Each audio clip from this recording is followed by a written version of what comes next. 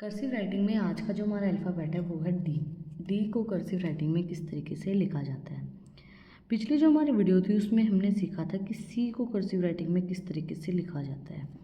अब सी से ही थोड़ा सा सिमिलर हमारा डी है, क्योंकि देखो हमने सी सीखा था, सी हमारा कुछ इस तरीके से लिखा जाता है ना। अब डी हमारा किस तरीके से लिखा जाएगा, सेम चीज़ हम यहाँ से करेंगे। यहाँ से ये राउंड होगा, यहाँ भी जाएगा, बट उसके बाद हम इसको ऊपर की तरफ ले जाएंगे, जैसे हम एल को ले जाते हैं। That's it. ये लाइन यहाँ नहीं आएगी, इस चीज़ का ध्यान रखना। ये हमसे बनाते वक्त जैसे मैं आपको बता रही थी तो ये गलत हो गया है, बट देखो किस तरीके से, क्योंकि मैंने सी बनाया पहले, इस वजह से। जैसे हम सी को बनाते हैं कुछ इस तरीके से, ये सी की शेप हम दे रहे हैं और हम इसको इस तरीके से कर देंगे। दिक्कत क्या आती है, मैं इसको आपको इसलिए समझा रही हूँ कि सी और एल हम मिक्स कर रहे हैं, क्योंकि बहुत से छोटे बच्चे भी राइटिंग सीखना पसंद करते हैं, राइटिंग सीखते हैं, उनकी राइटिंग ख़राब होती है। तो इस वजह से मैं आपको बिल्कुल तोड़ के चीज़ें बता रही हूँ कि सी और एल दोनों चीज़ों का मिक्सचर हमारा डी है, ठीक है। बट बेसिकली जब हम नॉर्मली डी बनाएंगे कर्सिव राइटिंग में तो वो किस तरीके से बनेगा, वो कुछ इस तरीके से बनता है। ये हमारा गलत है। ये गलत क्यों है, क्योंकि हमने पहले इसमें ए की जो शेप है ये पूरी पूरी बन रही है, ये शेप नहीं बनती है ये वाली, क्योंकि ये जो एल वाली चीज़ है ये नीचे तक आएगी, जैसे इसमें आई हुई है, ये नीचे तक यहाँ नहीं आई, तो ये गलत है, ठीक है। अब एक वर्ड मैं आपको लिख के बताती हूँ कर्सिव राइटिंग के अंदर। जैसे हम लिखते हैं डॉग,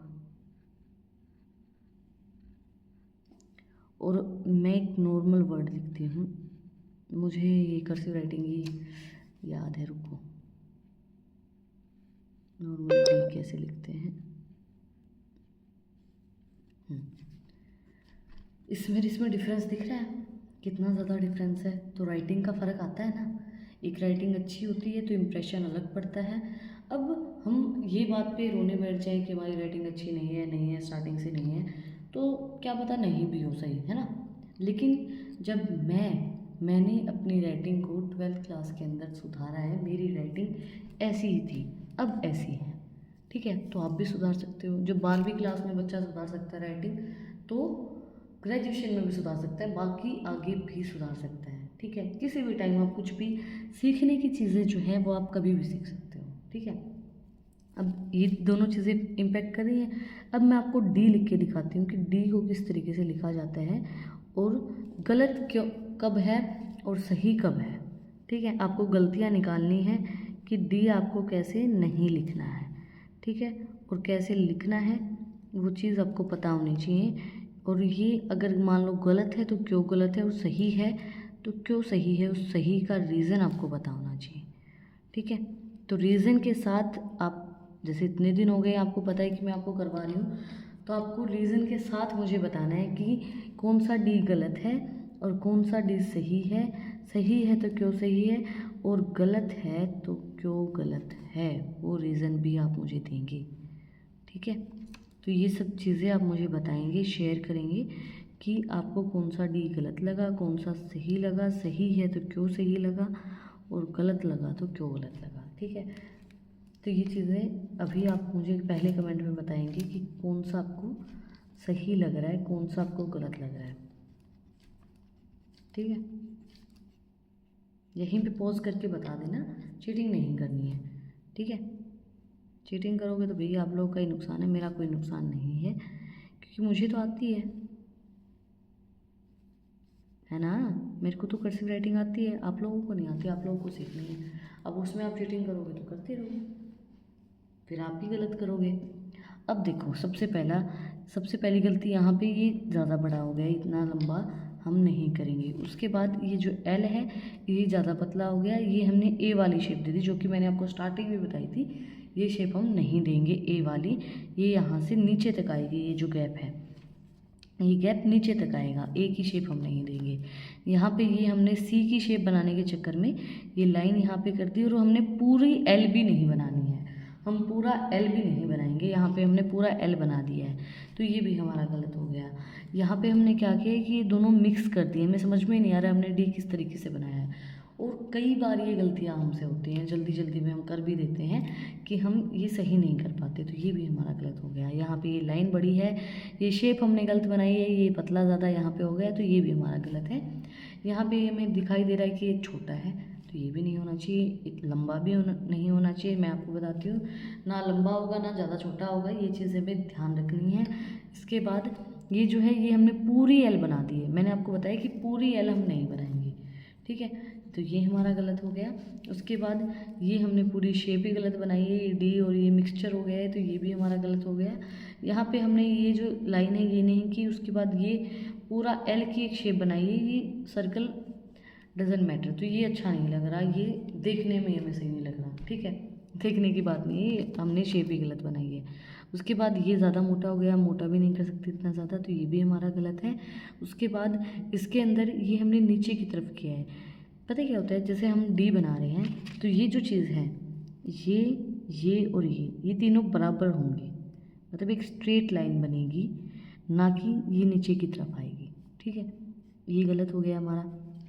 उसके बाद ये जो लाइन है ये हमारी बड़ी ज़्यादा हुई है, ये हमने शेप ही गलत बनाई है।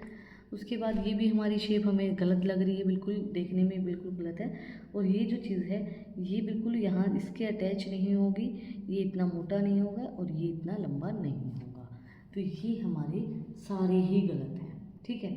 अब सही कैसे बनता है मैं वो आपको बताती हूँ। जैसे हम डी बना रहे हैं तो ये जो चीज़ है हमें ध्यान किन किन चीज़ों का रखना है,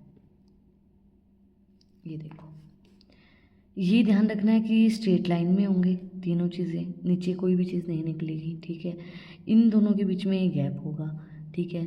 अब ये जो चीज़ हम बना रहे हैं इसके नीचे तक हमारी एल का जो गैप है वो आएगा, मतलब कि हम ऐसे नहीं कर सकते हैं,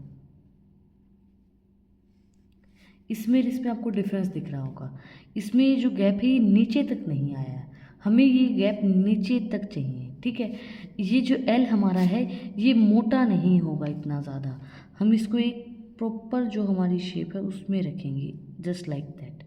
हम इसको ज़्यादा मोटा नहीं कर सकते, हम इसको इतना ये नहीं करेंगे या ये नहीं करेंगे, ठीक है।